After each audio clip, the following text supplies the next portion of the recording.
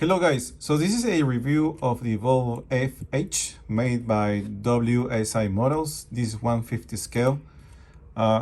Here I'm gonna show you the box. You have some specs here at the back. This is made by WSI in the Netherlands.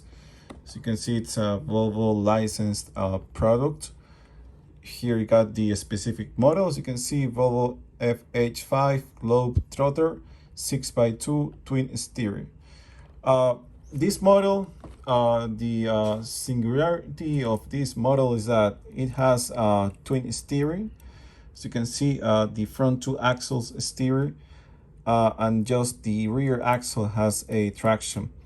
I actually looked it up on the web to see if there's any real Volvo FH that has steering in both front two axles, and there's actually the real track that has both steering in the two axles.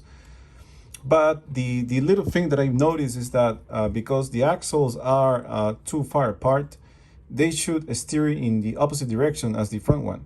Otherwise, you're gonna get kind of a crap steering that, you know, it's gonna go forward in an angle, sideways, basically. I'm gonna make a turn right now, as far as I can go both front axles. I'm just gonna push it from the back. As you can see, it doesn't really turn. It kind of goes in that sideways motion. And if I do the other side, it basically does the same. So it goes towards the left, but it doesn't really turn. It goes sideways, kind of in a crap steering mode. What I've tried is that to remove the tire just to see if the second axle is the real problem for the bad steering. So we're gonna pretend this is just a 4x2 by removing the tire from the second axle. Actually, it's really easy to remove it. It's not that bad of procedure. So right now the track is just a 4x2. So even though the steering is not that great, the range of movement, if we turn it to the right, I'm sorry, I'm gonna push it from the back. Now it steers. As you can see, steers nicely. Not as great because of the range of movement of the front wheels.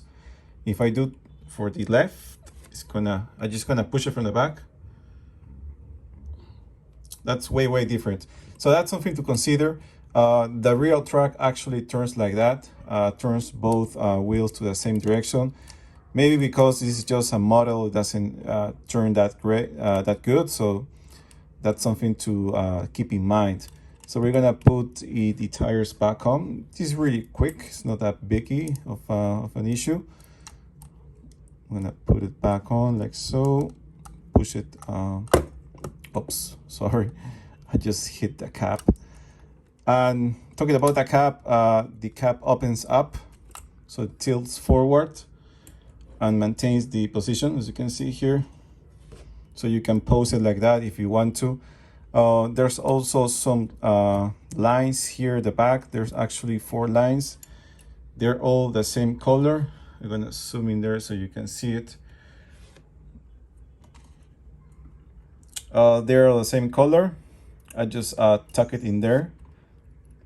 Also, the fifth wheel has some movement here, as you can see, back and forth. It doesn't change the position, just tilts like that. Also, the detail of the whole track is really nice. Really like it.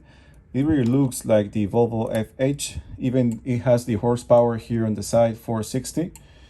It's got even the VolvoTrucks.com on the where the license plate should go. Here at the top, Globe Trotter. Let's get the ruler inside here. The length of the FH, it's about 5 inches or about 13 centimeters. The height, it's a little bit over 3 inches or 8.5 centimeters, and the width, it's about nearly 2 inches or about 5 centimeters. The scaling, it's, I would say, spot on, because here I got a figure, a little worker. It's gonna pretend it's gonna open up the door. And I remember standing up next to these kind of trucks, and it's about right. Your head, it's nearly where the grab for the door is. So that's good. Here I got a trailer from WSI, meaning that the kingpin is gonna fit perfect to the fifth wheel, which is actually the case. You can hear a nice click when you put it on there, like that. There we go. So that's the trailer. That's nice. So it looks nice with a trailer like this. Here I got a Mercedes-Benz to compare it with. This is a dump truck. This is made by NSG.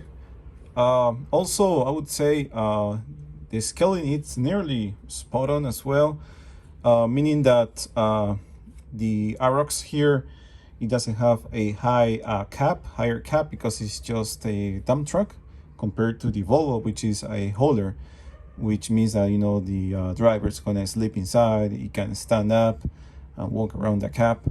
So I would say it's really spot on, the sizing of the FH compared to the Arox here of the dump truck.